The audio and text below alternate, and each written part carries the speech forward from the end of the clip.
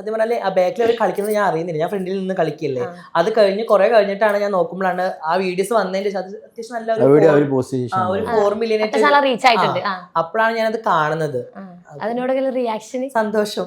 നമ്മളെ കളിക്കാനൊക്കെ അതെ അതെ, അതും കുറച്ച് ഏജുള്ള ആൾക്കാർ കളിക്കുമ്പോൾ നമുക്ക് സന്തോഷമല്ലേ, അവർ എൻജോയ് ചെയ്യുന്നുണ്ടല്ലോ.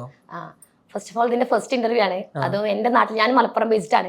സോ നാട്ടിൽ നിങ്ങളെ കിട്ടില്ല ഭയങ്കര ഹാപ്പിയാണ്. സോ ഇത്രയും സെലിബ്രിറ്റി ആയതിനു ശേഷം മലപ്പുറത്തോട്ട് പോകുമ്പോൾ ആ ഒരു ഇതെങ്ങനെയാണ്? പൊതുവെ എല്ലായിടത്തും പോകുമ്പോഴും ഭയങ്കര റെസ്പോൺസും സ്നേഹവും ഒക്കെയാണ്.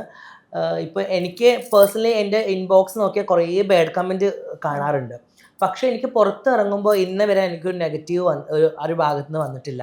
എല്ലാവരും നല്ല ഹാപ്പി ആയിട്ടും ഭയങ്കര സന്തോഷമായിട്ടും ഭയങ്കര സ്നേഹമൊക്കെ ആയിട്ടാണ് വന്ന് സംസാരിക്കാറും. ഈവൻ ഫാമിലി ആയാലും ഇക്കാക്കമാര് ഇത്താത്തമാര് കുട്ടികളൊക്കെ പൊന്നുസഖി വന്നത് ഭയങ്കര ഇതാണ്. അത് ഭയങ്കര സന്തോഷമാണ് എനിക്ക്. നാട്ടിലൊക്കെ പോകുമ്പോ ഒരു പുറത്തൊക്കെ പോകുമ്പോഴും നല്ല റെസ്പോൺസും കാര്യങ്ങളൊക്കെ തന്നെയാണ്. മലപ്പുറത്ത് പോവാറുണ്ട്? ഉണ്ട്, ഉമ്മ ഉണ്ടല്ലോ അവിടെ. അപ്പോൾ ഷൂട്ടുള്ള ദിവസം ചിലപ്പോൾ വീട്ടിലേക്ക് പോകും, 2 ദിവസം അവിടെ നിന്നിട്ട് തിരിച്ച് റിട്ടേൺ വീണ്ടും വരും, അങ്ങനെയൊക്കെ. പിന്നെ ആ ഭാഗത്തൊക്കെ ഷൂട്ട് ഉണ്ടാകുമ്പോൾ ഞാൻ വീട്ടിൽ തന്നെ നിൽക്കാറ്, വീട്ടിൽ നിന്നിട്ട് പോയിട്ട് വരാറാണ് ചെയ്യാറ്. പിന്നെ പുറത്ത് പോകുമ്പോഴൊക്കെ ഫാൻസ് ഒക്കെ സെൽഫി എടുക്കാൻ വരാറില്ലേ? അപ്പൊ അത് ബുദ്ധിമുട്ടാണോ അതോ? ഇല്ല, എനിക്ക് അങ്ങനെ ബുദ്ധിമുട്ടൊന്നും തോന്നാറില്ല.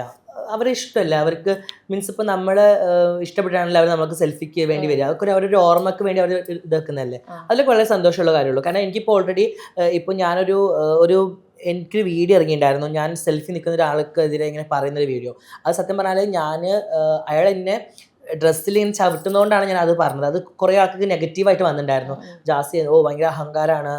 അങ്ങനെ ഒരു അഹങ്കാരമില്ല. ഞാൻ സെൽഫി എടുക്കാൻ ആൾക്കാർ അവിടെ ചില ആൾക്കാർക്ക് ഉണ്ടാവില്ല ഒരു മടി, ചോദിച്ചാൽ എടുക്കാൻ സമ്മതിക്കുമോ, അത് അങ്ങോട്ട് പോകണോ വേണ്ടേ, ഞാൻ വിളിച്ചിട്ട് വരുത്തുവാ വന്ന് എടുത്തോന്ന് പറഞ്ഞിട്ട് ഞാൻ അത്രയും നല്ല ഫ്രീ ആയിട്ട് ഞാൻ ചെയ്യാറ്. എനിക്ക് അങ്ങനത്തെ ഒരു ബുദ്ധിമുട്ടും കാര്യങ്ങളൊന്നും തോന്നാറില്ല. ഒരാള് വന്നിട്ട് ഇങ്ങനെ അപ്പൊ ഞാൻ അങ്ങനെ ഓക്കെ ശരി പോക്കും, അത് ആള് കുറേ നേരമായിട്ട് ഞങ്ങളെ പുറകെ തന്നെയായിരുന്നു. ആള് മലയാളിയല്ല ഒന്നാമത്. അപ്പൊ ഞങ്ങൾ മലയാളത്തിൽ പറഞ്ഞ ആൾക്ക് മനസ്സിലാവുന്നില്ല. രണ്ടാമത് എന്റെ ഡ്രസ്സിൽ ഇങ്ങനെ ചവിട്ടിയപ്പോൾ ഞാൻ ബാക്കിലേക്ക് വീഴാൻ പോയി.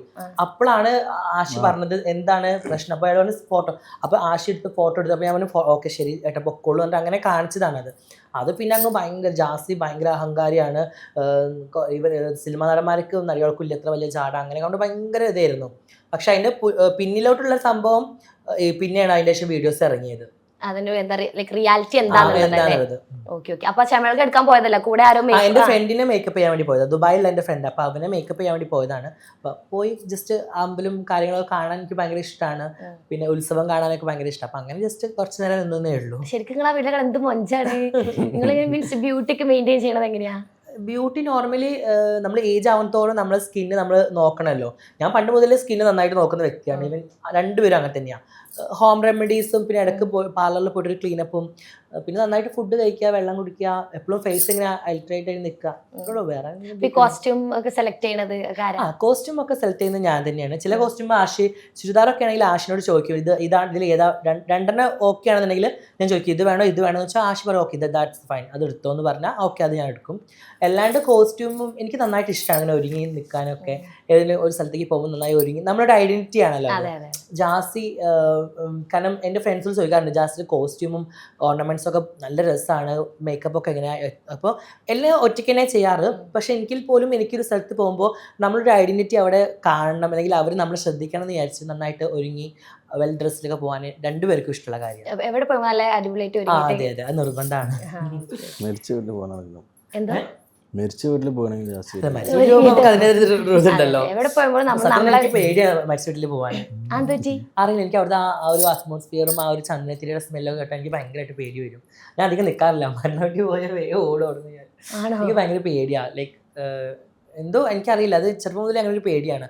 അവിടുത്തെ ആ കുതിരകത്തിൻ്റെ സ്മെല്ലും ചന്ദനത്തിരിയുടെ സ്മെല്ലും ഒക്കെ കേട്ടാൽ ഭയങ്കര ഉള്ളിലൊരു വല്ലാത്തൊരു ഒരു പേടി വരും. അപ്പോൾ ഞാൻ പെട്ടെന്ന് അവിടെ നിന്ന് പോരും. അങ്ങനെ അധികം നിൽക്കാറില്ല. കല്യാണത്തിലൊക്കെ ആണെങ്കിൽ ഒക്കെ അടിച്ചു പൊളിച്ച് കുറേ നേരം നിൽക്കും.